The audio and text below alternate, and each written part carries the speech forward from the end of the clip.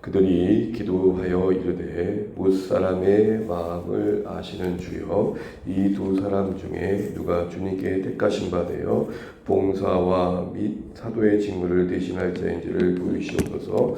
유다는 이 직무를 버리고 제 곳으로 갔나이다 하고. 아멘.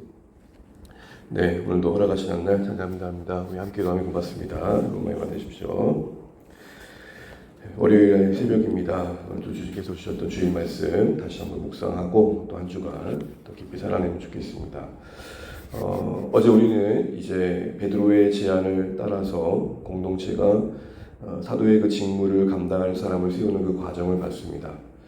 방향은 정해졌으나 그 방향의 내용을 찾아가는 그 공동체의 모습에서 우리가 앞으로 하나님께서 우리의 교회를 또 이 땅에서 우리의 삶을 인도해 가실 때 하나님 나라라는 큰 방향성 속에 구체적으로 그 과정을 인도해 가는 그 행보를 따라갈 때에 어떤 자세가 필요한지를 함께 생각해 봤습니다.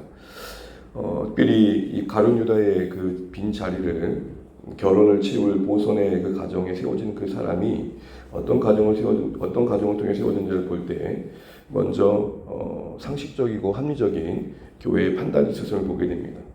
베드로부터 뭔가 하나님께서 점지해 주셔서 그래서 누가 될 거라는 말씀으로 시작된 게 아니라 그 자리를 채울 한 사람이 필요하다는 건 알았지만 그게 누구인지는 알지 못했던 거죠.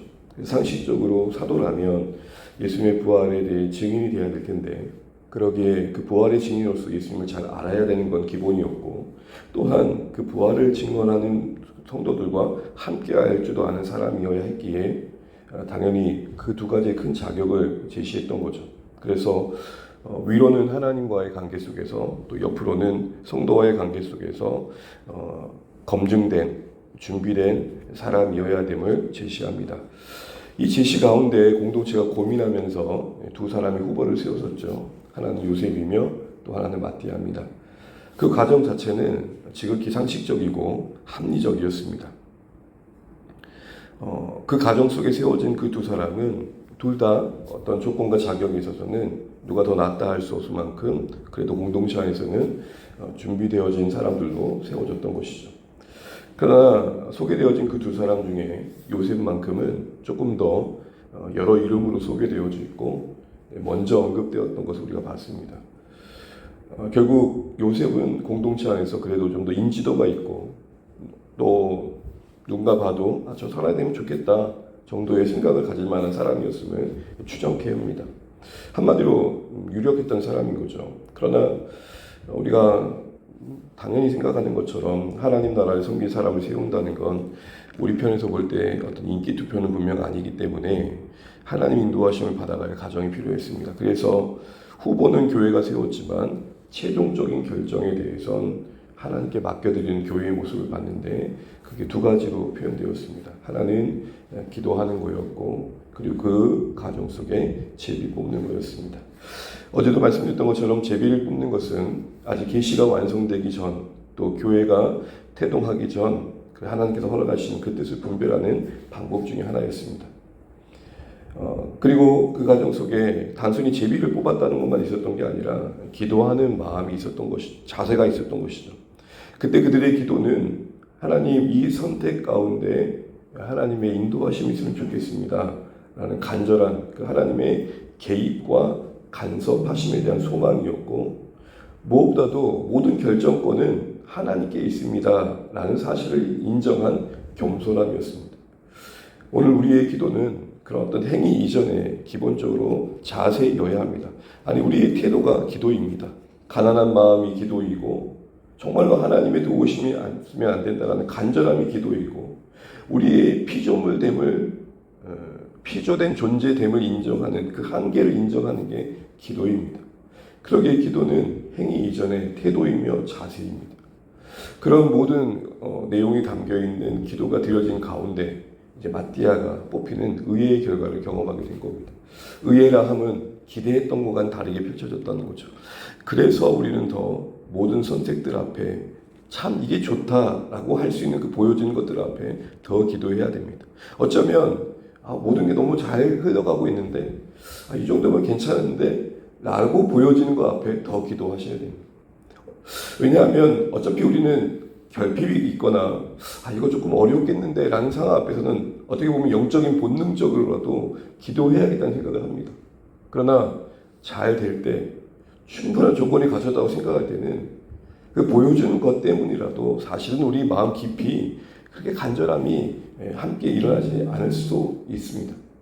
그런 면에서라도 우리는 이 결과의 의회 앞에 기대했던 것과 다르게 펼쳐지는 이런 과정들을 보면서 우리가 정말 최종적인 선택에 대해서는 어느 때든지 하나님께도 맡겨드려야겠다. 그런 기본 자세가 필요함을 보게 됩니다. 그들의 그 진정성은 어떻게 확인되었습니까? 그 결과 앞에 보인 그 성숙함과 그리고 그 결과가 그 다음에 성령의 강림을 준비하는 아름다운 모습으로 준비되어져간 것을 확인했습니다. 성경을 보면서 마띠아와 요셉이 그 투표의 결과, 그 선출의 과정 속에서 받아들이는 그 결과에 대한 각각의 태도는 우리의 생각과는 좀 달랐죠. 보통은 마띠아 입장에서 또 요셉의 입장에서 가질 인간적인 생각은 그거 아니겠습니까? 요셉은 그렇게 기대감 속에서 될 것 같았다. 내가 사도의 직무를 감당하겠지라는 생각을 은연중이라도 했을 텐데 결과가 그러지 않았습니다. 그 거절이 분노가 될 수도 있었고 또 나름의 열등감과 큰 상처가 될 수도 있었을 것입니다. 마띠아는 마띠아 나름대로 생각지도 않은 결과에 자기를 드러내는 과시와 뽐냄의 기회가 되기도 했을 것입니다. 그러나 전혀 그렇지 않았죠. 이어지는 2장 1절에 우리가 봤던 것처럼 그들은 여전히 같이 모여있고 그 가정 속에 성령께서는 임하십니다. 단순히 모여 있었다는 사실만이 아니라 그들의 마음이 어느새 연락되어 있었고 그들은 어쨌든 약속하신 것을 바라보는 그 간절함에 한마음 되어 있었기 때문이겠죠. 이처럼 마띠아냐 요셉이냐 마띠아라는 그 선택이 교회의 분열과 갈등이 아닌 하나님의 일하심의 한 가정으로서 자리매김할 수 있었던 건 그들의 간절한 맡겨드림의 기도의 진정성을 보여주는 것입니다. 그들의 이름 뜻대로 마띠아는 하나님의 선물로 자기에게 준 직무를 여겼을 것입니다. 요셉은 그 이름의 그 뜻대로 풍성케 하실 하나님, 더하실 하나님을 바라보면서 기대했던 대로 펼쳐지진 않았지만 그들 또 다른 부르심으로 나를 더 풍성케 하실 하나님에 대한 순종의 자세로 당시의 공동체 안에 사도의 직무 외에 자신이 할 수 있는 일들을 감당하는 자리로 자신을 두었을 것입니다. 그래서 성경은 의도적으로 이 두 사람의 이름을 이후에 단 한 번도 언급하지 않습니다. 성경이 그들의 이름을 언급하지 않은 것은 무관심했다라는 측면보다는 그들에게 주어진 그 각자의 자리를 묵묵히 이름도 없이 빛도 없이 잘 감당했음을 말했습니다. 만약 갈등을 일으키고 분쟁을 일으켰다면 그들은 시끄러운 존재로서 반드시 언급되었을 것입니다. 사랑하는 주 안의 가족 여러분, 그렇다면 이런 아름다운 열매를 맺어가는 모습으로 그들이 채워갈 그 어떤 공간, 공백, 여백을 이렇게 하나님께 맡겨드리며 그 주어진 결과로 채워갈 수 있었던 이유가 뭡니까? 모든 것을 아시는 주님이었습니다. 적어도 당시 그 교회에게는 주님은 모든 것을 아시는 분입니다. 모든 것을 아신다는 의미가 뭐였습니까? 나에게 가장 필요한 게 뭔지를 아시는 하나님. 또한 그들의 관심은 가룟 유다가 보여준 것처럼 제 곳으로 가는 게 아니라 하나님께서 자신에게 주어진 모든 것들을 봉사, 곧 섬김으로 보는 관점으로 바라봤던 것이죠. 그게 다른 말에 그들의 관심은 섬기는 거였습니다. 한 자리 하는 게 아니라 섬기는 자로 살아가는 거였습니다. 공동체의 관심이 하나님을 섬기는 자리에 있지 않고 어떤 모습이든 주어진 그 상황과 여건과 부르심 속에서 하나님을 섬기는 자가 되어야겠다는 관심이 더 컸던 것이죠. 적어도 이 두 관심이, 이 믿음이 맡겨드림과 그 근본에 있는 모든 것을 아신다는 하나님에 대한 신뢰와 우리의 관심이 주어진 환경과 역할 속에 오직 섬김으로 향할 때 우리는 앞으로 주어질 우리의 걸어갈 시간들을 더 아름답게 치러갈 것입니다. 그리고 그곳에 오늘 이후에 성령의 강림이 임하는 은혜가 주어졌듯 우리 삶의 제2의 제3의 오순절 성령의 강림 같은 신령한 은혜들이 교회 가운데 채워질 것을 기대해 보게 됩니다. 사랑하는 주 안의 가족 여러분, 어제 주일 말씀을 다시 한번 우리가 좀 살펴봤는데요. 다시 한번 기억하면서 이 새벽에 같이 기도하면 좋겠습니다.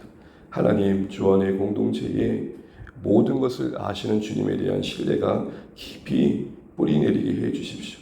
하나님, 당시의 교회가 사도라는 그 대단한 직무를 명예와 자랑의 수단으로 여기지 않고 단지 봉사의 자리로 여겼던 것처럼 우리에게 모든 것들이 하나님을 섬기는 기회와 가능성으로 바라봐 주게 해주십시오. 내 욕망에, 내 명예에, 내 바라는 바에, 제 곳을 구하는 바에 수단되지 않게 하시고 하나님의 손길로 쓰임받는 모든 기회가 되게 해주십시오. 이런 낮아진 마음과 신뢰의 마음으로 우리가 함께 걷는 가운데 하나님이 우리 안에 주시는 은혜들을 누려가며 영원 구원과 하나님 나라를 이루어가는 복된 공동체로 세워지게 해주십시오. 이런 기도가 우리 가운데 있기를 간절히 소망합니다. 기도하겠습니다. 오늘도 우리 주신 말씀 기억하면서 기도하면 좋겠습니다. 모든 것을 아시는 주님, 우리에게 가장 필요한 것, 당시에는 납득하고 이해할 수 없지만 우리에게 가장 적실한 것을 주시는 하나님, 그 하나님에 대한 신뢰와 또한 모든 것을 섬김의 관심으로 바라봤던 그 시선이 공동체의 그 선택들을 더 아름답게 열매맺게 해가며 하나님의 일하심의 여정들을 채워가는 과정 되게 했음을 봅니다.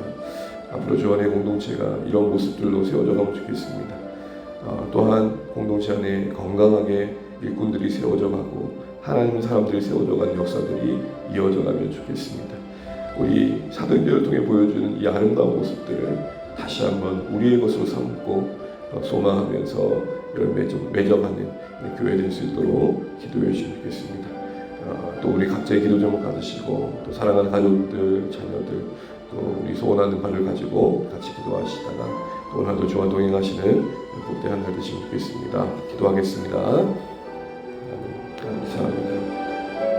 오늘 올라가시는 한 날을 주의 은혜 안에 살아내게 하신 것을 감사합니다. 주님 도우시고 역사하여 주시옵소서.